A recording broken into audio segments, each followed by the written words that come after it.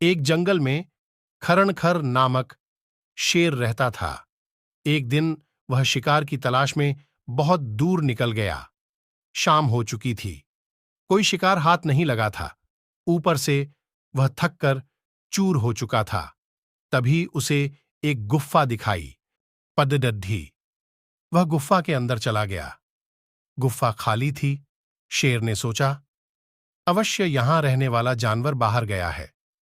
रात होते होते वह गुफ्फा में वापस जरूर आएगा। ऐसा करता हूं, तब तक यहीं छुप कर बैठता हूं। जब वह जानवर आएगा तो उसे मारकर खा जाऊंगा और अपनी भूख मिटाऊंगा। वह गुफ्फा में एक कोने में छुपकर बैठ गया। वह गुफ्फा दक्षिपुच्छ नामक गीदड्डच जैकल की थी। जब वह लौटकर आया और गुफ्फा के पास पहुंचा तो देखा कि शेर के पंजों के निशान उसकी गुफ्फा के अंदर जा रहे हैं, लेकिन बाहर आते हुए पंजों के निशान उसे दिखाई नहीं पड़ रहे। वह समझ गया कि उसकी गुफ्फा में कोई शेर गया है। उसे यह भी संदेह था कि वह अब भी अंदर ही बैठा हुआ है। यह पता लगाने की शेर गुफ्फा में बैठा है या नहीं, उसे एक युक्ति निकाली। गुफ्फा के द्वार पर खड्डी डी डी जौहा होकर वह तेज आवाज में बोला, मित्र, मैं वापस आ गया हूं। तुमने कहा था कि मेरे वापस आने पर तुम मेरा स्वागत करोगे, लेकिन तुम तो चुप हो। क्या बात है? तुम कुछ बोल क्यों नहीं रहे हो?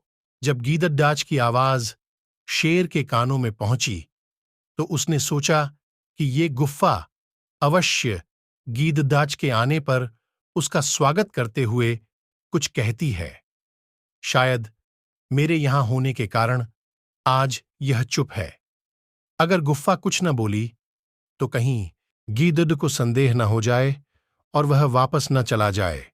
इसलिए वह गरज कर बोला, आओ मित्र, तुम्हारा स्वागत है, जल्दी अंदर आओ। शेर की गरज सुनकर गीदड़ डर गया। वह उल्टे पैर वहां से भाग गया। इधर शेर बहुत देर तक गीदड़ ने अंदर आने की प्रतीक्षा करता रहा, लेकिन सब व्यर्थ रहा। अंत में उसे समझ आ गया कि गीदड़ उसे मूर्ख बनाकर भाग गया है। शेर को अपनी मूर्खता पर बहुत क्रोध आया, किंतु अब वह क्या करता?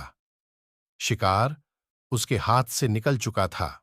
बोलने वाली गुफा कहानी की सीख।